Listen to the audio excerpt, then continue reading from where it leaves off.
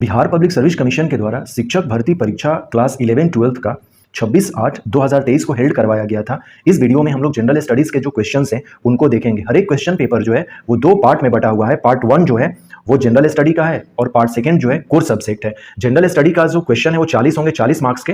Total जो question है 120 question, 120 marks के। तो इस वीडियो में हम लोग जनरल स्टडीज के क्वेश्चन पेपर देखेंगे और जनरल स्टडी के जो भी क्वेश्चन पेपर थे, हर एक सब्जेक्ट जो कोर सब्जेक्ट था उसके लिए ये सेम था। इसमें 1/4 नेगेटिव लिखा गया हुआ है, लेकिन इससे नेगेटिव मार्क्स हटा लिए गए थे, अर्थात कि इस क्वेश्चन पेपर में नेगेटिव मार्किंग का प्रावधान नहीं है। तो जनरल स्टडी का क्वेश्चन नंबर 1 जो है अपना मैथ से रिलेटेड है कि 3 digit number are divisible by 5। तो इसका सही आंसर हो जाएगा 180। 3 डिजिट जो स्टार्ट है 100 से लेकर 999 के बीच में कितनी ऐसी संख्याएं हैं जो 5 से डिविजिबल है, तो वो 180 हो जाएंगी। ऑप्शन ए करेक्ट आंसर है। द वैल्यूज ऑफ इस क्वेश्चन का आंसर ए है। हम लोग मैथ्स वाला क्वेश्चन जो है हम लोग आंसर देख लेते हैं अभी और डिटेल्स में हम लोग जनरल स्टडी का एनालिसिस करेंगे। इस क्वेश्चन का आंसर ऑप्शन ए है 9 and 1/11%। इस क्वेश्चन का ऑप्शन जो है वो डे 2 होगा, ऑप्शन बी, और यहाँ पर 7.5 मीटर हो जाएगा। यदि हम फर्स्ट नंबर क्वेश्चन को सॉल्व करें तो सिंपल सी बात है, हमने 5 से जो डिविजिबल है 99 तक, अर्थात कि ये 2 अंकों का नंबर है 19 हो जाएगा, और 3 अंकों का जो नंबर है 999, 1 से लेकर 999 तक के बीच वाला में 5 से डिवाइड करेंगे तो 199 आएगा, और 199 को से 19 माइनस कर देंगे तो वही अपना आंसर आ जाएगा। तो 180 हो जाएगा 3 अंकों की, यानी कि वही सिंपल सी बात है कि 100 से लेकर 999 के बीच में कितनी ऐसी संख्याएं हैं जो 5 से डिविजिबल है, यही चीज निकालना था हमें। हिंदी में भी देख लेते हैं। इसका 180 है, इसका ऑप्शन ए करेक्ट आंसर है। 60.5 ये दूसरे दिन हो जाएगा, ये 3 घंटा 20 मिनट और ये 7.5 मीटर। नेक्स्ट क्वेश्चन जो है वो साइंस से रिलेटेड है। अभी हम लोग देख लेते हैं। जो स्प्रेयर है ये बर्नौली थ्योरम पर काम करता है। अभी जस्ट क्वेश्चन इससे रिलेटेड पूछा जाएगा तो हम लोग उसका आंसर देखेंगे। अदर जो बर्नौली थ्योरम क्या है, पास्कल लॉ क्या है, ये हमें देख लेना होगा। यहाँ पर आप देख सकते हैं ल्यूमिनस इंटेंसिटी बराबर लाइट फ्लक्स बाई 4 पाई होता है। ल्यूमिनस इंटेंसिटी, ये क्वेश्चन आया हुआ है, जस्ट क्वेश्चन देखेंगे तो इसका फॉर्मूला ये है, luminous intensity is equal to light flux by 4 pi. अब देखिए क्वेश्चन क्या था, हम लोग ये देखेंगे। जैसे यहां पर पूछा गया था कि an isotropic source of 2 candela produce light flux equal to, तो 8 पाई ल्यूमिनस हो जाएगा। यहां पर हमें क्या करना है, ये लाइट फ्लक्स जो है, लाइट फ्लक्स हमें निकालना है, और 2 कैंडल जो है यहां पर ल्यूमिनस इंटेंसिटी दी हुई है, ल्यूमिनस इंटेंसिटी 2 पाई दी हुई है, तो लाइट फ्लक्स निकालना है, तो लाइट फ्लक्स 8 पाई हो जाएगा जब हम लोग इसको कैलकुलेट करेंगे। तो इस तरह से क्वेश्चन नंबर 9 का ऑप्शन सी करेक्ट आंसर होगा। और यहां पर जो क्वेश्चन है इसका 60 दिन होगा, 60 डेज। ये स्प्रे बॉटल जो है ये बर्नौली प्रिंसिपल पर डिपेंड है। बहुत सारे चीजों में हम लोग देख सकते हैं कि कैपिलरी एक्शन को भी कंसीडर किया जा सकता है, लेकिन मुझे लग रहा है कि इसका एग्जैक्ट आंसर जो है ऑप्शन बी होना चाहिए। Trade name of basic lead carbonate को हम लोग व्हाइट लेड करते हैं, और क्वेश्चन नंबर 8 का ऑप्शन सी होगा 3/8। विच of the flowing element has the largest atomic radius show lithium, option A correct answer यहां पर हो जाएगा। व्हाइट लेड जो है यह कार्बोनेट, लेड कार्बोनेट का ही नाम है, जिसको कि 2PbCO3 PbOH2 हम लोग कहते हैं। ये इससे रिलेटेड इंफॉर्मेशन है, ऑलरेडी हमने देख लिया है। इसका सही आंसर 60 दिन होगा, 8 पाई ल्यूमेन हो जाएगा इसका सही आंसर। बर्नौली सिद्धांत हो जाएगा। और क्वेश्चन नंबर 8 का 3/8 था, ये सफेद व्हाइट लेड करते हैं इसको, और क्वेश्चन नंबर 12 का ऑप्शन ए करेक्ट आंसर है lithium. Next question number 13, the phenomena of photo periodism in plant was discovered by Garner and अलार्ड, option A correct answer है। नेक्स्ट क्वेश्चन नंबर 17 में पूछा गया है कि the book in title Gyan Deepak was authored by great Sant Dariya Sahib, option B is correct answer. Next question number 14 environment से related question है कि salient valley of Kerala is preserved because it contains very rare species of plants and animals. Kerala में है silent valley, जो option B is correct answer. Utsav portal जो है ये UGC से रिलेटेड है, करंट का क्वेश्चन है, ये भी करंट का क्वेश्चन है। 19 फरवरी को APJ Abdul Kalam satellite launch किया गया था। Question number 15, during normal respirations in mammal the diaphragm is flattened, एकदम छपटा हो जाता है इस तरह से, so option B is correct answer. Question number 16, the most important cell type of associated with the immunity of the body is lymphocyte, that means WC, option B is correct answer. Next question number 20 में पूछा गया है कि in which city was the first pure green hydrogen plant commission, so ये जोरहट में किया गया था, और जोरहट जो है अपने असम में है, और यहां पर कोई जो ऑप्शन है वो जोरहट नहीं दिख रहा, इसलिए अपना ऑप्शन जो है वो ई हो जाएगा, none of this. University grant के द्वारा अभी जस्ट हम लोगों ने देखा कि उत्सव जो पोर्टल है ये लॉन्च किया गया है। एपीजे अब्दुल कलाम 19 फरवरी को लॉन्च किया गया था सैटेलाइट। पौधों में प्रदीप कालिता की खोज करने वाले गार्नर एंड एलार्ड हैं। ज्ञान दीपक पुस्तक दरिया साहब की है। केरल घाटी जो है इसमें पौधे और जानवरों की बहुत ही दुर्लभ प्रजातियां पाई जाती है, इसलिए हम इसे संरक्षित किए हैं। उत्सव पोर्टल यूजीसी का है। स्तनधारी में सामान्यतः श्वसन के दौरान डायफ्राम जो है वो चपटा हो जाता है, और ये 19 फरवरी 2023 इसका सही आंसर है। किस शहर में प्रथम शुद्ध हरित हाइड्रोजन संयंत्र चालू किया गया था? तो ये है जोरहट, असम, इसलिए ऑप्शन ई करेक्ट आंसर हो जाएगा। और ये जो है ऑप्शन बी करेक्ट आंसर है। लिम्फोसाइट शरीर में प्रतिरोधक क्षमता से जुड़ी सबसे महत्वपूर्ण कोशिका प्रकार है lymphocyte. Option B correct answer है। पीस प्राइज 2022 के बारे में पूछा गया था। ये तीन संस्थान को दिया गया। एक तो लोग हैं जो एलिस बियालिस्की हैं, ये बेलारूस से हैं, और रशियन मेमोरियल को दिया गया था, और यूक्रेन ह्यूमन राइट ऑर्गेनाइजेशन को भी दिया गया था। ये तीनों को 2022 का पीस प्राइज दिया गया था, नोबेल का। यही क्वेश्चन पूछा गया था हम लोगों से। तो क्वेश्चन नंबर 21 में पूछा गया था कि इंटरनेशनल ईयर ऑफ मिलेट जो है 2023, और ये इंडिया के कहने पर ही यूएनओ जो है वो 2023 को मिलेट ईयर घोषित किया हुआ है। अब पीस प्राइज जो है एलिस बियालिस्की को मिला हुआ है। ये बेलारूस से हैं, और जो अदर दो लोग हैं, दो जो संस्थान है एक्चुअली, ये रशियन मेमोरियल जो है और सेंटर फॉर सिविल लिबर्टी, ये दोनों अलग अलग ऑर्गेनाइजेशन है, इनको भी दिया गया था। तो इनका ऑप्शन में नहीं है, इसलिए हम केवल ऑप्शन ए को करेक्ट करेंगे यहाँ पर। नेक्स्ट क्वेश्चन नंबर 23 जो है जस्टिस संजय कुमार, इसके सही आंसर हो जाएंगे कि justice Sanjay Kumar, chairman of the state commission for the backward class appointed by the Bihar government on 2 January 2022, which was the first movie of Bhojpuri so Ganga Maiya तो है प्यारी चढ़इबो। This is a famous movie. First Rajendra Prasad ने काफी इस मूवी को बनाने के लिए मतलब जोर दिया था, तब ये जाकर मूवी बनी थी। तो ऑप्शन ए करेक्ट आंसर हो जाएगा अपना, भोजपुरी से रिलेटेड। इसका ऑप्शन डिटेल्स में अभी हम लोग देखते हैं मैप पर कि कोटा कहाँ है, नामरूप कहाँ है, ओबरा कहाँ है और परीक्षा कहाँ है। ये कह रहा है कि ईस्ट टू वेस्ट। यदि हम लोग अपने इंडिया का कुछ मैप बनाएं, तो ये साउथ वाला मैं मैप इस तरह से बना रहा हूँ, एक्चुअली साउथ ही का पूरा है, तो ये ईस्ट टू वेस्ट हमें बताना है। तो नामरूप जो है वो अभी असम में हमें दिखेगा, अभी जस्ट देखेंगे। तो इसका सही आंसर एक्चुअली ऑप्शन सी है इसमें। ट्रेयावर्थ जो है, ये जो है इंडिया के क्लाइमेट को सब ट्रॉपिकल मॉनसून कहा था। तो ये हम लोग अपने कॉमन सेंस से भी लगा सकते हैं। सवाना टाइप हमारे इंडिया में है नहीं, और मेडिटेरियन टाइप हमारे इंडिया में नहीं, तो monsoon climate. So option B is correct answer, इसका सही आंसर हो जाएगा। नामरूप यहाँ है असम में, जो सबसे ईस्ट है इंडिया के मैप पर, यहाँ में दिख भी रहा है।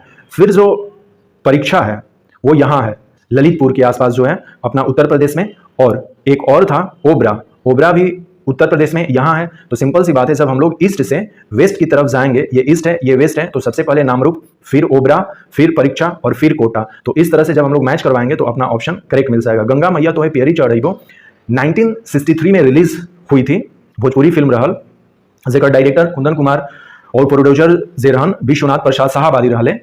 ये भोजपुरी भाषा में बनल सबसे पहली फिल्म रहल। तो ये सारी चीजें हैं इसमें। ये है पोस्टर, गंगा मैया तो है प्यारी चढ़ी वो। अदर इंफॉर्मेशन है 22 फरवरी 1963 को रिलीज हुई थी। 120 मिनट की ये फिल्म है। पटना का जो वीणा सिनेमा हॉल है अपना, जो अपना क्या कहते हैं, पटना जंक्शन के जस्ट सामने में जो सिनेमा हॉल है उसका नाम वीणा सिनेमा हॉल ही है, वहीं पर ये फर्स्ट में प्रदर्शित हुई थी 22 फरवरी 1963 को। संयुक्त राष्ट्र संघ द्वारा, अभी हम लोगों ने देखा 2023 इसका हो जाएगा। कोटा, नामरूप, ओबरा, परीक्षा हम लोगों ने मैप पर देख लिया, और इस तरह से हमारा जो ऑप्शन बनेगा वो सही ऑप्शन जो है वो ऑप्शन सी हो जाएगा हमारा। और एलिस बियालिस्की को नोबेल पीस प्राइज दिया गया है 2022 का। न्यायमूर्ति संजय कुमार इसके हो जाएंगे। गंगा मैया तो है प्यारी चढ़ाई वो उपोष्ण मानसूनी जलवायु हो जाएगा अकॉर्डिंग टू ट्रेयावर्थ। इंडियन पेनिनसुला जो है वो पार्ट है गोंडवाना लैंड का। जस्ट ये क्वेश्चन पूछा जाएगा अभी हम लोगों से। और 15 अक्टूबर को ये मानसून जो है विथड्रॉ होता है हैदराबाद में, अभी हम लोग यहाँ पर देखेंगे। नेक्स्ट क्वेश्चन नंबर 27 था, what is the normal date of withdrawal of south west monsoon of Hyderabad. So 15 अक्टूबर हो जाएगा। और जब हम लोग साउथ वेस्ट मानसून की बात करते हैं तो साउथ वेस्ट मानसून जो है पहली बार केरला तट पर 1 जून को आता है। ये भी कई बार क्वेश्चन पूछा गया है।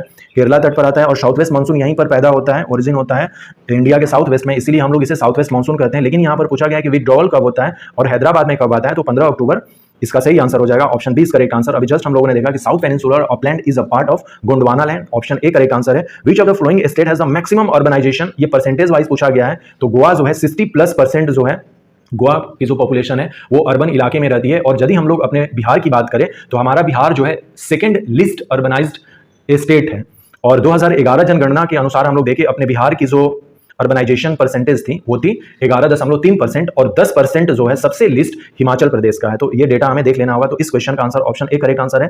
Percentage of Bihar population with respect to India जो है ये 8.6% जो है, तो ये सही आंसर अपना हम लोग ऑप्शन ए करेक्ट कर लेंगे। यहाँ पर ऑप्शन ए करेक्ट आंसर है। वैसे मैंने बिहार पर डिटेल्स में जो सेंसस है वो बनाया है, मैं उसको डिस्क्रिप्शन में लिंक दे दूंगा।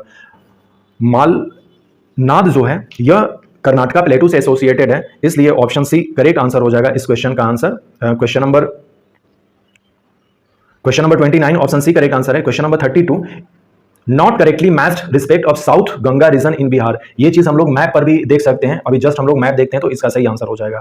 गंगा रिवर जो है बक्सर में इंटर करती है यहां पर, और कुछ इस तरह से वो होती हैं फ्लो। तो ये गंगा के इधर साउथ हो गया और इधर नॉर्थ बिहार हो गया। तो इसमें पूछ रहा कि साउथ बिहार का कौन सा पार्ट है, तो वैशाली जो है ये साउथ का पार्ट नहीं है। डिस्ट्रिक्ट वाइज यदि हम लोग देखें तो जिसमें वैशाली है, पटना वैशाली नहीं होगा, जबकि गया अरवल है, पटना मुंगेर है, इसलिए सही आंसर अपना ऑप्शन सी करेक्ट आंसर हो जाएगा। पटना मुंगेर की बात करें तो देखिए मुंगेर ये है, पटना ये है, तो ये गंगा के नीचे ही है, अर्थात ये साउथ में है, इसलिए सही आंसर जो है अपना इस क्वेश्चन का पटना वैशाली सही आंसर हो जाएगा।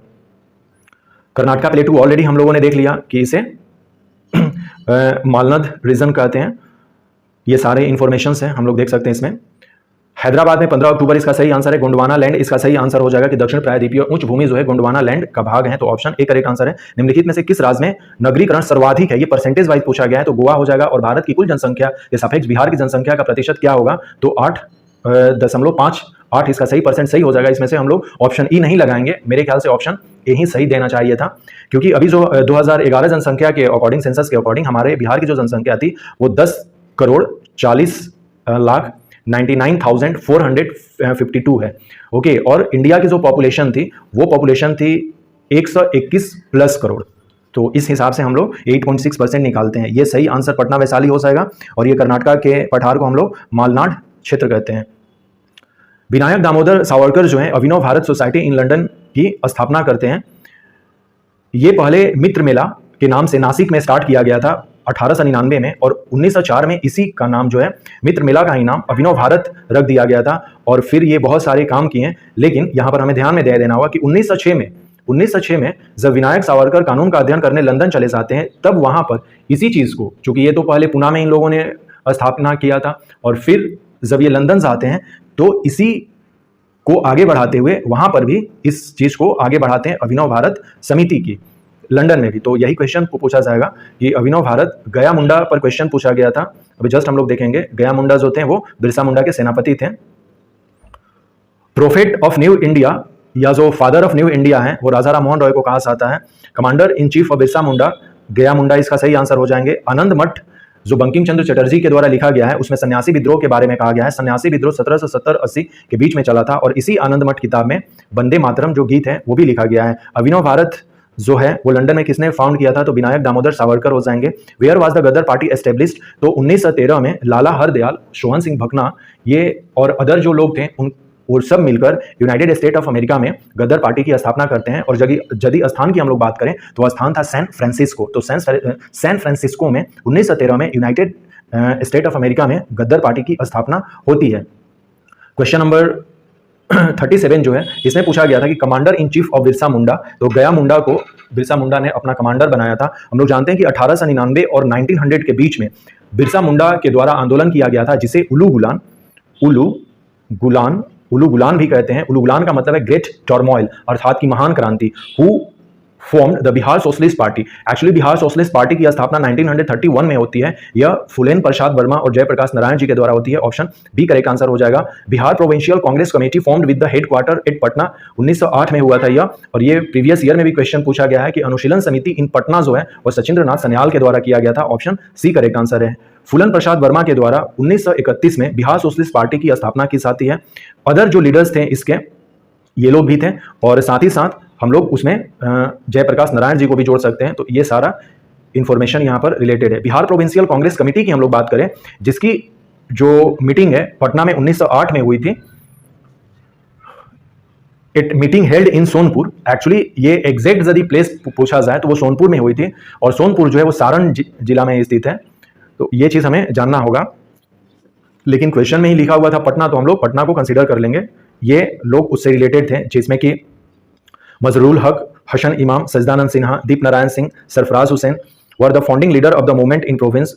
The Bankipur session of INC जो कि 1912 में हुआ था, बांकीपुर में सेशन, जो 27वां सेशन था इंडियन नेशनल कांग्रेस का, लाइक पटना यूनिवर्सिटी बिल, ये सारी बातें फिर जो है वो होंगी इसमें, तो हम लोग देख सकते हैं। नव भारत का पैगंबर राजा राममोहन रॉय को कमांडर इन चीफ जो है गया मुंडा को किया गया था। बिहार समाजवादी पार्टी का गठन फूलन प्रसाद वर्मा और जयप्रकाश नारायण हो जाएंगे। आनंद मठ में सन्यासी विद्रोह के बारे में वर्णन किया गया है। लंदन में अभिनव भारत का संस्थापक जो थे विनय दामोदर सावरकर हो जाएंगे। और बिहार प्रोविंशियल कांग्रेस कमेटी जिसका मुख्यालय पटना में है का गठन किस वर्ष हुआ था, तो 1908 में हुआ था।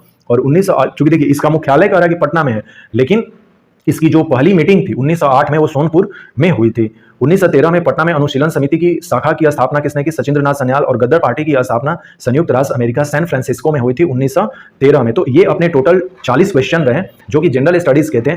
अगले वीडियोज में हम लोग इस, चूंकि मैंने हिस्ट्री का भी सोल्यूशन कर लिया है, तो हिस्ट्री वाला काफी इंपॉर्टेंट होगा जो भी प्रीलिमिनरी एग्जामिनेशन आने वाली है बीपीएससी के लिए, उसके लिए। तो हम लोग हिस्ट्री का जो क्वेश्चन पेपर है वो अगले वीडियो में देखते हैं। So thanks and take care, मिलते हैं अगले वीडियोस में। बिहार पब्लिक सर्विस कमीशन के द्वारा शिक्षक भर्ती परीक्षा क्लास 11th 12th की एग्जाम जो है वो 26/8/2023 को हेल्ड करवाई गई थी। इस वीडियो में हम लोग हिस्ट्री जो कोर सब्जेक्ट है उसका क्वेश्चन पेपर देखेंगे क्लास 11th और 12th का। हम लोग ऑलरेडी जान चुके हैं कि जो अपना क्वेश्चन पेपर था वो 2 पार्ट में बटा था। पार्ट 1 में जीएस के क्वेश्चन थे, जनरल स्टडी के 40 क्वेश्चन, और पार्ट 2 जो है हिस्ट्री है जो कोर सब्जेक्ट है, इसके 80 क्वेश्चन हैं। तो इस वीडियो में हम लोग हिस्ट्री वाले 80 क्वेश्चन देखेंगे। मैंने ऑलरेडी ये क्वेश्चन पेपर जो है जनरल स्टडी का जो पार्ट 1 है वो सॉल्व कर दिया है, मैं डिस्क्रिप्शन में लिंक दे दूंगा उसका। Question number 41, in Indus valley civilization the great bath has been found at Mohenjodaro. Option B correct answer है। मोहनजोदड़ो जो है यह सिंध प्रोविंस आज पाकिस्तान में स्थित है, और मोहनजोदड़ो का सिंधी भाषा में मतलब होता है मुर्दों का टीला।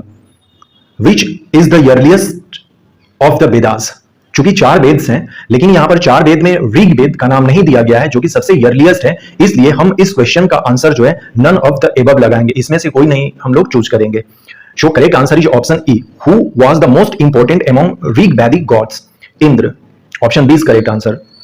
Question number 44. Who is considered the first Trindkar of Jainism? Rishabhdev. Rishabhdev को पहला त्रिंतकर माना जाता है। हम लोग जानते हैं कि हमारे जैनिज्म में टोटल 24 त्रिंतकर हुए। पहले ऋषभदेव, 23वें जो है पार्श्वनाथ, और 24वें जो है, और अंतिम जो जैन त्रिंतकर है वो है Mahavira Swami C. Option C is correct answer. Where is the third Buddhist council hold? So Pataliputra. लगभग 251 बीसी में हुआ था जब अशोक का शासनकाल था। सो correct answer is Pataliputra. Megasthenes Chandragupta Maurya के शासनकाल में आए हुए थे। ऑप्शन ए करेक्ट आंसर है। और मेगास्थनीज की जो फेमस बुक है वो है इंडिका। क्वेश्चन नंबर अदर चूंकि हम लोग देख लेते हैं, चूंकि हमारे पास कुछ इंफॉर्मेशन हम लोग देख लेते हैं। हम लोग जानते हैं कि हमारे पास 4 वेद हैं जिसमें कि सबसे जो पुराना वेद है ऋग वेद है। ऑप्शन में ऋग वेद नहीं था, इसलिए हमने उसका आंसर ऑप्शन ई चूज किया था। सिंधु घाटी सभ्यता में विशाल स्नानागार जो है वो मोहनजोदड़ो में जैन धर्म के प्रथम त्रिंतकर के बारे में पूछा गया था, ऋषभदेव। तीसरा जो बौद्ध संगति है वो पाटलिपुत्र में हुआ था, पहला राजगीर में हुआ था, दूसरा वैशाली में हुआ था, और चौथा जो है वो कुंडग्राम जम्मू कश्मीर में हुआ था। वेदों में सबसे प्राचीन, इसका हमने ऑप्शन ई करेक्ट लगाया। ऋग वैदिक देवताओं में सबसे महत्वपूर्ण जो है इंद्र है, और मेगास्थनीज जो है चंद्रगुप्त मौर्य के शासनकाल में आए थे। कृष्णदेव रॉय को ग्रेटेस्ट रूलर माना जाता है विजयनगर साम्राज्य का। तो अभी जस्ट हम लोग देखेंगे क्वेश्चन कृष्णदेव रॉय पर। Question number 52, who is the most prominent ruler of Vijayanagar empire? Sadashiv Ram Roy, Achyuta Rai. तो इसमें कृष्णदेव रॉय के बारे में नहीं दिया गया है, इसलिए हम इस क्वेश्चन का आंसर भी नन ऑफ दिस लगाएंगे। मैक्सिमम क्वेश्चंस जो हैं अभी हम लोगों को दिखेंगे ऑप्शन ई को लेकर, तो इसके लिए भी हमें तैयार रहना होगा। जैसे क्वेश्चन नंबर 47 है, हर्षवर्धन रूल्ड इन सेंचुरी। तो हर्षवर्धन का शासनकाल 606 से लेकर 647 एडी तक था।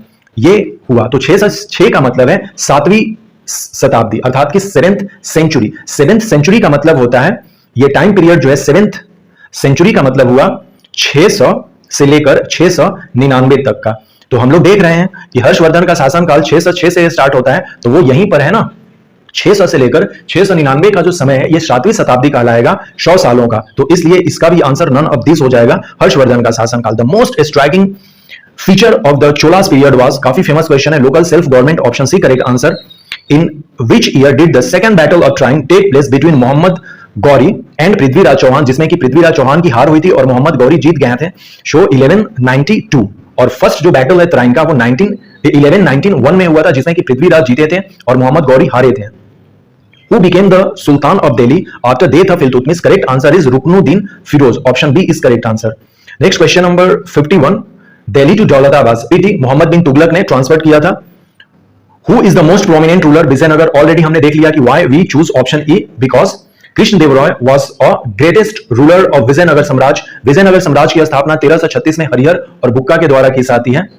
कृष्णदेव रॉय के बारे में काफी फेमस है, इन्होंने अष्ट दिग्गज का जो कॉन्सेप्ट है वो लाया था अपने प्रशासन में। जैसे अष्ट प्रधान शिवाजी का था, उसी तरह से अष्ट दिग्गज कृष्णदेव रॉय का था। तबकाते नाशरी मिनहाज उस सिराज के द्वारा लिखी गई पुस्तक है, इसी में जो हमारे आज बिहार का नाम जो है बिहार हम लोग लेते हैं, इसी बुक में लिखी गई है तबकाते नाशरी में।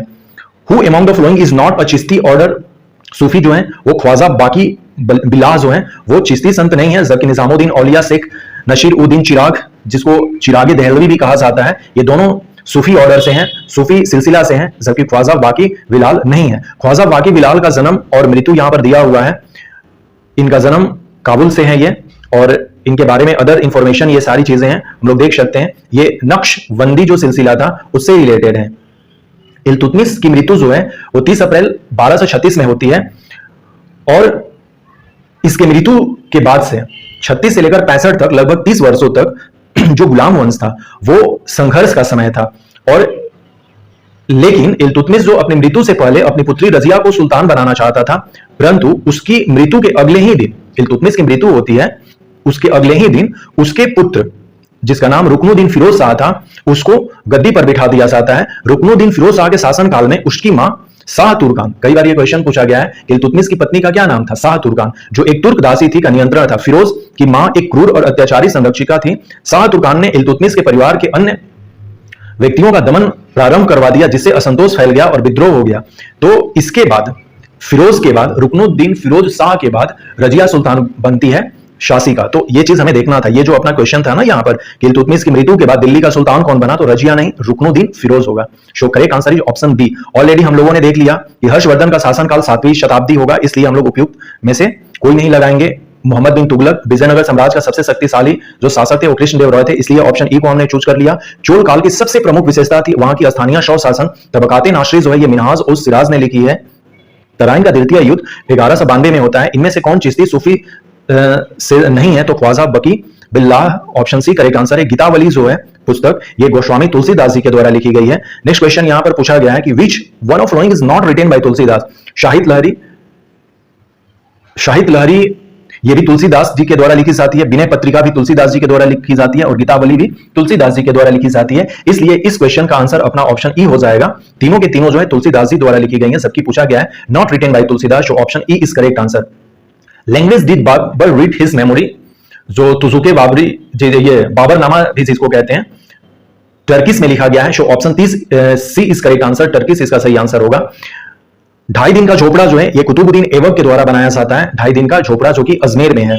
अलाई दरवाजा जो है ये अलाउद्दीन खिलजी के द्वारा दिल्ली में बनाया जाता है। जो कुतुब मीनार का जो गेट है उसे अलाई दरवाजा ही कहते हैं। So option C is correct answer. Next question 58 में पूछा गया था, during whose reign was the Mughal painting as at its zenith। कई बार ये क्वेश्चन पूछा गया है पीसीएस में भी और यूनियन पब्लिक सर्विस कमीशन में भी। करेक्ट आंसर जहांगीर होगा। ऑप्शन में जहांगीर नहीं है, इसलिए इस क्वेश्चन का भी आंसर जो है अपना ऑप्शन ई हो जाएगा। क्वेश्चन नंबर 59, टर्किश ऑलरेडी हम लोगों ने देख लिया। Who defeated the battle of Chausa in June 1539। कौन डिफीट हुआ था, तो हुमायूं डिफीट हुआ था किसके द्वारा? शेरशाह के द्वारा। In which place did Akbar establish Ibadat Khana, तो इबादत खाना जो है 1575 में फतेहपुर सिकरी में स्थापित किया गया था। यहां फतेहपुर सिकरी का नामो निशान नहीं दिख रहा, इसलिए इस क्वेश्चन का भी ऑप्शन हम लोग ऑप्शन ई लगाएंगे। प्लीग्रिम्स टेक्स्ट जो है अकबर ने कब स्टॉप किया था, तो ये 1563 में, तो 1563 ऑप्शन सी करेक्ट आंसर हो जाएगा। फतेहपुर सिकरी में जो है वो एस्टेब्लिश होता है इबादत खाना का 1575, इसलिए हम लोग उस क्वेश्चन का आंसर ऑप्शन ई चूज किए थे। ऑलरेडी हम लोगों ने देख लिया कि इस क्वेश्चन का भी आंसर ऑप्शन ई होगा। बाबर ने अपनी आत्मकथा तुर्की में लिखी है। चौसा के युद्ध में हुमायूं हारा था और शेरशाह जीते थे। 2.5 दिन का झोपड़ा जो है ये कुतुबुद्दीन ऐबक के द्वारा अजमेर में बनाया गया है। अलाई दरवाजा जो है अलाउद्दीन द्वारा बनाया गया है। यह कहां बनाया गया है, तो दिल्ली में बनाया गया है। और कुतुब मीनार का जो कॉम्प्लेक्स है उसका गेट ही है अलाई दरवाजा, ऑप्शन सी करेक्ट आंसर। इबादत खाना का ऑप्शन ई होगा। क्यों होगा? क्योंकि इबादत खाना जो है फतेहपुर सिकरी में बनाई गई थी। अकबर ने तीर्थ यात्रा कर इस वर्ष बंद किया था, तो 1563 ऑप्शन सी करेक्ट आंसर है। किसके शासनकाल में मुगल चित्रकला अपने चरमोत्कर्ष पर थी, तो यह जहांगीर के समय में थी। जहांगीर कहीं नहीं है, इसलिए ऑप्शन ई को हमने चूज कर लिया है। मनसबदारी सिस्टम जो है अकबर के द्वारा लाया गया था 1571 में। जस्ट एक क्वेश्चन अभी देखने को मिलेगा। गोलकुंडा एंड बीजापुर को जो है औरंगजेब ने अपने में मिला लिया था 1686 1687 में। गुरु तेग बहादुर को औरंगजेब ने 24 नवंबर 1675 ईस्वी को दिल्ली में एग्जीक्यूट कर दिया था इनको, मतलब एक तरह से beheaded जिसको हम लोग कहते हैं, जो कि 9वें गुरु थे। The Sikh Guru who was put the death in the rain of Aurangzeb was, तो गुरु तेग बहादुर का जो है ऑप्शन में नहीं है, इसलिए हम लोग इस क्वेश्चन का भी answer none of the above लगाएंगे। अभी हम लोगों ने देखा कि beheaded जो है वो गुरु तेग बहादुर जी को किया गया था 24 नवंबर 1675 में चांदनी चौक पर ही किया गया था जो दिल्ली में है, तो इसका सही आंसर ऑप्शन ई हो जाएगा, द किंगडम। और गुरु तेग बहादुर जो थे वो 9वें गुरु थे और ये गुरु गोविंद जी महाराज के पिता थे। गुरु तेग बहादुर जो थे वो गुरु गोविंद सिंह जी के पिताजी थे, तो इसलिए ऑप्शन ई हमने लगा लिया इसमें। Next question number 64, the kingdom of Bijapur and Golconda were annex Aurangzeb, इसका सही आंसर हो जाएगा 1674 में शिवाजी ने जो अपना राज्याभिषेक कॉरोनेशन कराया था वो रायगढ़ में कराया था, ऑप्शन बी करेक्ट आंसर है। अलाउद्दीन खिलजी जो है चित्तौड़ को जब कैप्चर किया था तो इसका नाम खिजराबाद रखा था, और खिजराबाद जो है इस क्वेश्चन में कहीं नहीं दिख रहा है, इसलिए इस क्वेश्चन का भी आंसर हमने ऑप्शन ई करेक्ट कर लिया है। हम लोग देख पा रहे हैं कि बिहार पब्लिक सर्विस कमीशन के द्वारा किस तरह से क्वेश्चन पूछे जा रहे हैं। बहुत सारे लोगों को लगेगा कि ये तो क्वेश्चन काफी आसान है, लेकिन आप देखिए कि कितने ऑप्शन जो है ऑप्शन ई हो रहे हैं। विच मुगल एम्पेयर टुम्स, जो सिकंदरा में है वो अकबर आगरा के पास ही है Sikandra, option C is correct answer. During whose reign the maximum number of Mongol invasion took place, Iltutmish के भी शासन काल में हुआ था, मोहम्मद बिन तुगलक के भी काल में हुआ था, और अलाउद्दीन खिलजी के भी काल में हुआ था, लेकिन अलाउद्दीन खिलजी का नाम नहीं दिया गया है। सबसे ज्यादा जो यहां, और इसमें पूछा गया है कि maximum number of Mongol invasion, तो सबसे ज्यादा अलाउद्दीन खिलजी के शासन काल में हुआ था, इसलिए इस क्वेश्चन का भी आंसर हमने ऑप्शन ई करेक्ट कर लिया है। स्टार्टेड मनसबदारी सिस्टम, तो अकबर ने किया था और अकबर का नाम यहां पर नहीं है, इसलिए इस क्वेश्चन का भी आंसर हमने ऑप्शन ई को चूज कर लिया। Which state was first to merge due to doctrine of left, so Satara जो है इसको सबसे पहले डलहौजी ने अपने राज में मिला लिया था, अर्थात कि ब्रिटिश शासन में मिला लिया था 1848 में। उसके बाद संभलपुर, भगत, उदयपुर, झांसी और नागपुर इस तरह से मर्ज कराया गया था। डॉक्ट्रिन ऑफ लेफ्ट जो है वो डलहौजी के द्वारा लाया गया था, और डलहौजी का जो शासन काल है 1848 से लेकर 56 तक था। अलाउद्दीन खिलजी जो है, अभी जस्ट हम लोगों ने देखा कि चित्तौड़ पर इसने 1303 में आक्रमण किया था और इसका नाम जो है खिजराबाद रख दिया था जीतने के बाद। हमने देखा कि maximum number of Mongol attack जो है वो अलाउद्दीन खिलजी के शासनकाल में हुआ था। जलालुद्दीन खिलजी के बारे में देख लेते हैं कि कौन है। जलालुद्दीन खिलजी जो है ये खिलजी वंश का संस्थापक है, ये 1290 में संस्थापना करता है खिलजी वंश का, और दूसरा जो शासक है वो अलाउद्दीन खिलजी ही होता है। 11 सुल्तान जो थे वो ऑलरेडी गुलाम वंश में हो चुके थे, और खिलजी वंश की स्थापना जो है वो जलालुद्दीन खिलजी के द्वारा होती है, जो कि 12वां सुल्तान था। तो ये सारा इंफॉर्मेशन था अपना हम लोगों ने देख लिया। वह सिख गुरु कौन थे जिन्हें औरंगजेब के शासनकाल में मौत का घाट उतारा गया था? तो गुरु तेग बहादुर जी थे, जो कि ऑप्शन में नहीं है, option E correct answer. Sikandra जो है अकबर का मकबरा है, बाबर का जो मकबरा है अब काबुल में है, और हुमायूं का मकबरा काफी फेमस है जो कि वर्ल्ड हेरिटेज साइट भी है, वो दिल्ली में है। सबसे अधिक मंगोल आक्रमण जो है वो अलाउद्दीन खिलजी के शासनकाल में हुआ था, इसलिए ऑप्शन ई करेक्ट आंसर लगाए हमने। बीजापुर और गोलकोंडा जो है औरंगजेब ने मिला लिया था। 1674 में शिवाजी का राज्याभिषेक रायगढ़ में हुआ था। मनसबदारी प्रणाली जो है अकबर ने स्टार्ट किया था, अकबर कहीं नहीं है, इसलिए ऑप्शन ई को हमने चूज कर लिया। वयपगत जो सिद्धांत है ये सबसे पहले सतारा को 1848 में एनेक्स कर लिया था डॉक्ट्रिन ऑफ लेफ्ट के द्वारा डलहौजी, तो ऑप्शन ए करेक्ट आंसर है। चित्तौड़गढ़ के बाद अलाउद्दीन खिलजी ने उसका क्या नाम कर दिया था? तो खिजराबाद कर दिया था। खिजराबाद ऑप्शन में नहीं है, इसलिए ऑप्शन ई को हमने चूज कर लिया। विलियम बेंटिक जो है ये कलकत्ता मेडिकल कॉलेज की एस्टेब्लिश करते हैं, जो कि एशिया का सबसे पहला मेडिकल कॉलेज था। और हम लोग जानते हैं कि विलियम बेंटिक जो थे गवर्नर जनरल ऑफ बंगाल जो थे वो 1828 से लेकर 1835 तक थे। 1833 में जब एक्ट आता है रेगुलेटिंग एक्ट 1833, तो उसके बाद से ये क्या हो जाते हैं? Governor general of India. तो इनका शासन जो है वो 1828 से 35 था, और इसी समय कलकत्ता मेडिकल कॉलेज की स्थापना होती है। तो यहां पर पूछा गया था कि establish of Calcutta medical college, तो यहां पे कैनिंग का नाम नहीं है, इसलिए हमने ऑप्शन ई चूज कर लिया है। लॉर्ड वेलेस्ली के द्वारा 1800 में फोर्ट विलियम कॉलेज जो है कहां एस्टेब्लिश हुआ था? कलकत्ता में हुआ था, लेकिन ज्यादा चल नहीं पाया, अगले ही साल इसे बंद करना पड़ा।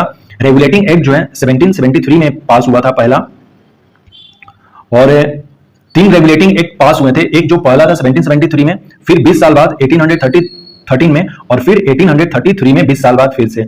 और इसी से गवर्नर जनरल ऑफ बंगाल जो था वो गवर्नर जनरल ऑफ इंडिया कहलाने लगा, और बेंटिक जो थे वो first governor general of India बने थे। ट्रीटी ऑफ सालाबाई जो है फर्स्ट एंग्लो मराठा वॉर के बाद होती है, ऑप्शन ए करेक्ट आंसर है। Who established Calcutta medical college? Show William Bentinck, और विलियम बेंटिक का नाम नहीं है, इसलिए ऑप्शन ई हमने चूज कर लिया।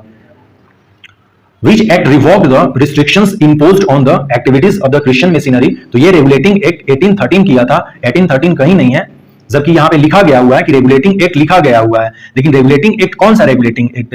रेगुलेटिंग एक्ट हमने बताया कि 3 रेगुलेटिंग आए थे, एक तो 1773 में, एक 1813 में और एक 1833 में। तो इस पॉइंट ऑफ व्यू से मुझे लग रहा है कि बीपीएससी जो है ऑप्शन ए ना चूज करके वो ऑप्शन ई चूज कर लेगा, इसीलिए वैसे हम लोग को वेट करना पड़ेगा, लेकिन मैंने इस क्वेश्चन का आंसर ऑप्शन ई चूज कर लिया है। बैक टू वेदास, दयानंद सरस्वती का काफी फेमस कोट है ये। चार्टर एक्ट 1813 के अकॉर्डिंग बहुत सारी बातें कही गई थी, जिसमें कि ये बातें कही गई हैं कि Christians missionary were allowed to enter British India and preach Christianity. First Anglo war जो है ये कंक्लूड होता है सलाबाई ट्रीटी के अकॉर्डिंग 1782 में जो होता है सलाबाई ट्रीटी। 1800 में लॉर्ड ब्लेसली द्वारा प्रशासनिक सेवकों को प्रशिक्षण देने के लिए फोर्ट विलियम में कॉलेज की स्थापना होती है कलकत्ता में। कलकत्ता मेडिकल कॉलेज की स्थापना 1835 में लॉर्ड विलियम बेंटी के द्वारा होती है, इसलिए इसका सही आंसर ऑप्शन ई हो जाएगा हमारा। इस क्वेश्चन का भी ऑप्शन हमने ई देखा कि कब इसको क्यों और ऐसा क्यों थे। रेगुलेटिंग एक्ट जो है 1773 इसका सही आंसर हो जाएगा। वेदों की और वापस चलो, दयानंद सरस्वती जी ने कहा था सलाबाई की जो संधि है वो प्रथम आंग्ल मराठा युद्ध के समाप्ति के बाद हुई थी। हु एस्टेब्लिश सत्यशोधक समाज, सत्यशोधक समाज जो ज्योतिबा फुले जी ने किया था 1873 में। Who was the voice when the Albert bill, Albert bill का जो कंट्रोवर्सी था वो 1883 में था, उस समय लॉर्ड रिपन थे। लॉर्ड रिपन पे मैंने डिटेल्स में वीडियो बनाया है, आप सर्च करेंगे तो मिल जाएगा, वैसे मैं डिस्क्रिप्शन में लिंक दे दूंगा। Poverty and un British rule in India, Dadabhai Naoroji, option C correct answer है। करजन वैली को 19 मदन लाल धिंगरा ने मारा था, so option B is correct answer. और मदन लाल धिंगरा होते हैं वो वीडी सावरकर से प्रेरित थे। जब ये लोग लंदन में, चूंकि लंदन में इसे मारा गया था करजन वैली को, तो जब अनुशीलन समिति जो था 1906 में जब वीडी सावरकर लंदन गए तो वहां पर भी अनुशीलन समिति को आगे बढ़ाए, तो मदन लाल धिंगरा होते हैं वो वीडी सावरकर से प्रेरित थे, जिसके चलते कि इन्होंने करजन वैली को 1909 में गोली मारी थी। तो option B is correct answer. On which, Jallianwala Bagh जो है 13 अप्रैल को हुआ था, और 13 अप्रैल 1919 ऑप्शन में बिल्कुल नहीं दिख रहा, इसलिए हमने इस क्वेश्चन का आंसर ऑप्शन ई चूज कर लिया है। In which session Indian National Congress declared the attend the complete independence as its goal, तो पूर्ण स्वराज जो है लाहौर सेशन 1929 में किया गया था। यहां पर लाहौर सेशन का नामो निशान नहीं है, इसलिए ऑप्शन ई को हमने चूज कर लिया। पंडित जवाहरलाल नेहरू जो थे वो अध्यक्ष थे 1929 के सेशन में। तो हम लोग देख रहे हैं कि कितने जो क्वेश्चंस हैं उनके ऑप्शन ई बन रहे हैं। सत्यशोधक समाज ज्योतिबा फुले के द्वारा 1873, 1909 में मदन लाल धिंगरा ने करजन वायली को मारा था। जालियांवाला बाग जो है ये 13 अप्रैल 1919 को हुआ था, इसलिए ऑप्शन ई करेक्ट आंसर है। एल्बर्ट बिल जो है लॉर्ड रिपन के टाइम पीरियड में हुआ था 1883 में, और लॉर्ड रिपन की यदि हम लोग बात करें, लॉर्ड रिपन की जो बात करें, ये 1880 से 84 इनका शासनकाल था। Poverty and un British rule in India जो दादा भाई नौरोजी के द्वारा किया गया था, और भारतीय राष्ट्रीय कांग्रेस ने अपने किस अधिवेशन में पूर्ण स्वराज की प्राप्ति को अपना लक्ष्य घोषित किया था? तो ये लाहौर का सेशन जो था, लाहौर सेशन 1929, जिसके अध्यक्ष पंडित जवाहरलाल नेहरू थे, और 1929 यहां नहीं दिख रहा, इसलिए हमने इस क्वेश्चन का आंसर ऑप्शन ई चूज कर लिया। ट्रीटी ऑफ फ्रैंकफर्ट काफी इंपॉर्टेंट है क्लास 9 10th के लिए, और खासकर क्लास 10th के लिए। 10 मई 1871 में हुआ था। इस पर रिलेटेड क्वेश्चंस पूछे जाएंगे। 21 अक्टूबर 1943 को नेताजी ने सिंगापुर में, अभी जस्ट जो क्वेश्चंस है हम लोगों को मिल जाएगा कि on which date Netaji Subhash Chandra Bose constituted the provincial government of free India, so 21 October 1943, और स्थान क्या था? सिंगापुर। बोस्टन टी पार्टी को लेड कौन कर रहा था? Samuel Adam, option C correct answer है।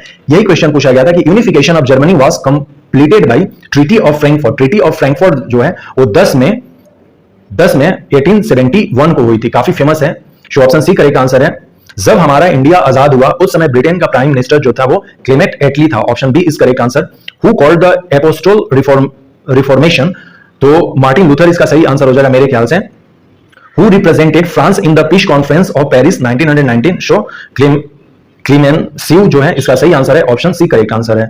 जॉर्ज क्लीमेंसियस जो है ये 1919 में big four met in Paris होता है, वहां पर ये निगोशिएट करते हैं।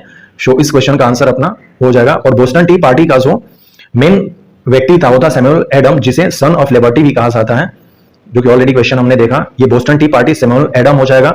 और सही आंसर 21 अक्टूबर 1943 को नेताजी सुभाष चंद्र बोस ने स्वतंत्र भारत की अस्थायी सरकार बनाई थी। जर्मनी का एकीकरण कब हुआ था?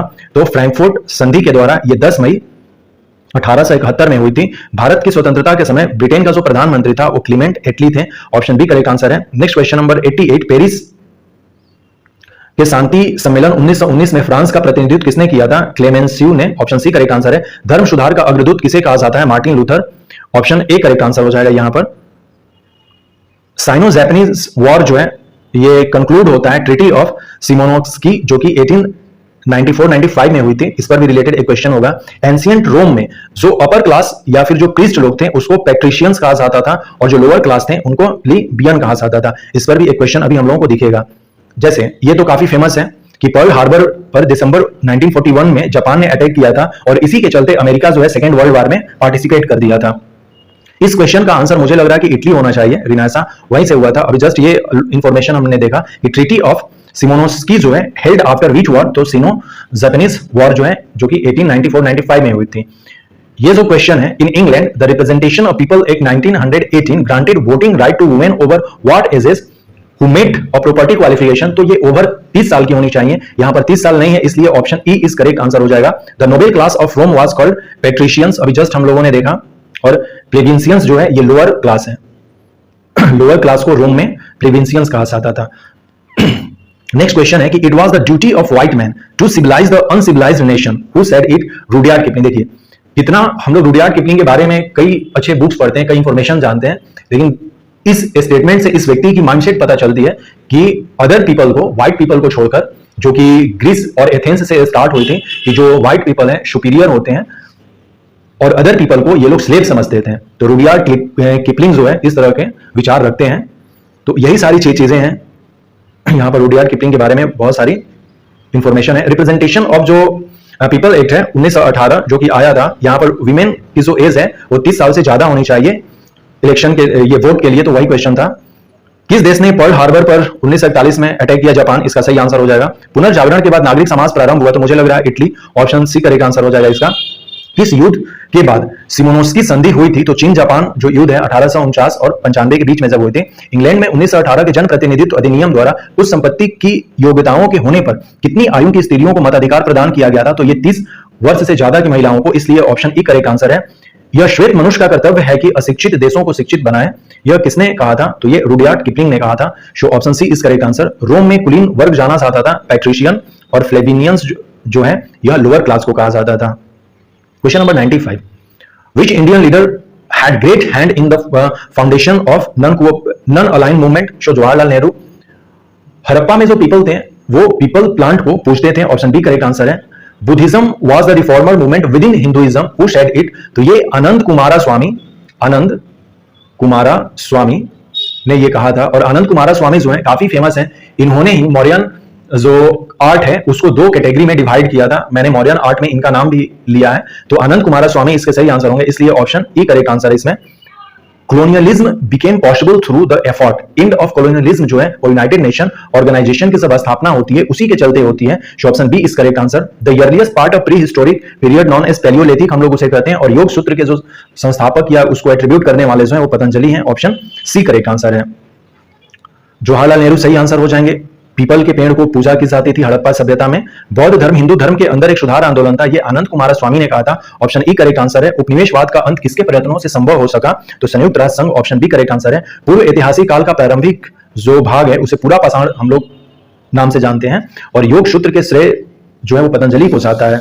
Option C correct answer. Alauddin Khilji जो है यह खुद को सिकंदर शानी कहता था। अभी जस्ट क्वेश्चन आएगा, which city of Bihar was redeveloped by Mughals? तो Patna. Option C correct answer हो जाएगा। अजीमाबाद के नाम से फिर इसको डेवलप किया गया। ऑप्शन सी करेक्ट आंसर है। सिकंदर शानी जो है अलाउद्दीन खिलजी, इसका सही आंसर हो जाएगा। सिकंदर शानी का मतलब है दूसरा सिकंदर। Man is born free but everywhere he is in chain, ये रूसो ने कहा था। ऑप्शन सी करेक्ट आंसर है।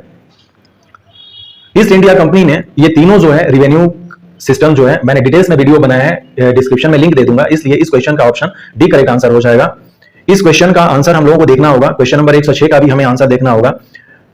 रूसो ने अपनी एक पुस्तक लिखी है द सोशल कॉन्ट्रैक्ट, और द सोशल कॉन्ट्रैक्ट में ये बात कही है कि man is born free and everywhere he is in चैन।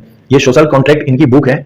इस पर भी कई बार क्वेश्चन पूछे गए हैं कि जो जिन जैक्यूस रूसो हैं इन्होंने कौन सी बुक लिखी है? तो social contract.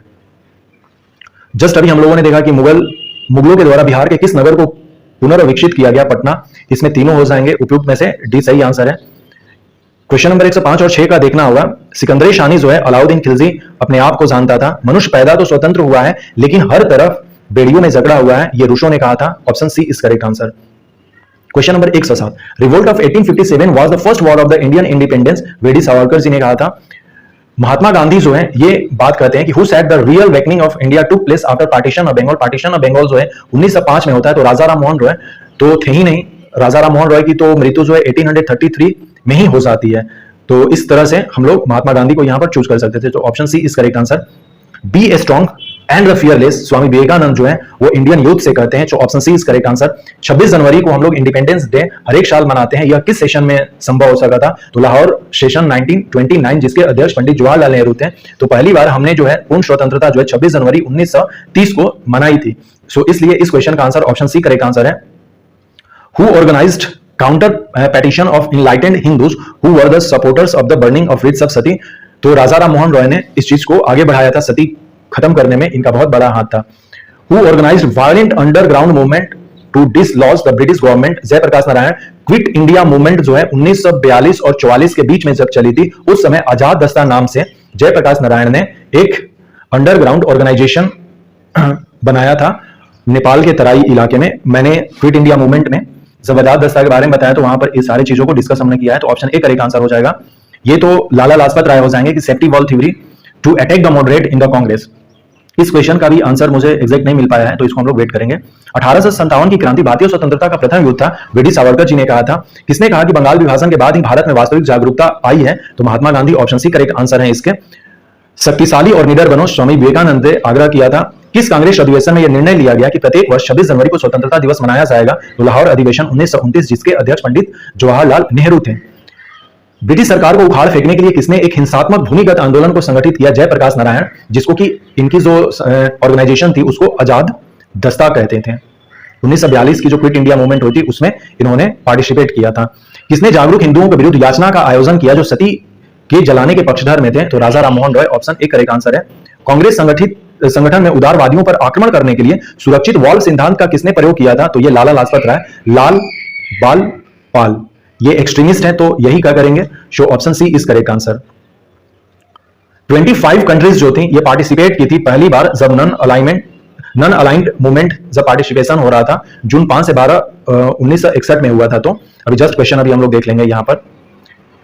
Which Indian leader praised Jatin Das who died in jail after 64 days of Jawaharlal Nehru? तो मुझे लग रहा कि लाला लाजपत राय तो थे नहीं, लाला लाजपत राय की तो डेथ हो गई थी। एम ए जिन्ना थे और मोतीलाल नेहरू, ये जवाहरलाल नेहरू। तो मुझे लग रहा है कि जवाहरलाल नेहरू यहां पर होना चाहिए। वैसे इस क्वेश्चन का आंसर हमें देखना होगा। फर्स्ट 5 ईयर प्लान जो है स्लोली डेवलप्ड एग्रीकल्चर डेवलपमेंट के लिए पहला ये फर्स्ट है, और दूसरा जो था इंडस्ट्रियल ग्रोथ के लिए था। Show option A correct answer यहां पर हो जाएगा। Who assumed the command of the Indian national army and gave the famous cry Delhi चलो?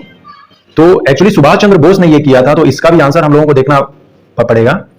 दिल्ली चलो सुभाष चंद्र बोस से ही किए थे, तो मेरे ख्याल से ऑप्शन ई होना चाहिए, यहां पर है नहीं। और ये 25 कंट्री अभी जस्ट हम लोगों ने देखा इस क्वेश्चन का। क्वेश्चन नंबर 120 जो है, the light has gone out of our lives and there is darkness everywhere, the father of the nation is no more, who said these words on the death of Mahatma Gandhi? Pandit Jawaharlal Nehru ने अपने भाषण में यह बात कही थी जब 30 जनवरी 1948 को गांधी जी को गोली मार दी गई थी तब। सो ऑप्शन सी इस करेक्ट आंसर है। इस क्वेश्चन का भी आंसर हम लोगों को देखना होगा कि who played an important role in an integration. नहीं, ये तो बहुत ही सिंपल सा क्वेश्चन है। Sardar Vallabh Bhai Patel. Who played an important role in the integration of Indian states with the Indian union? So Sardar Vallabh Bhai Patel, iron man of India.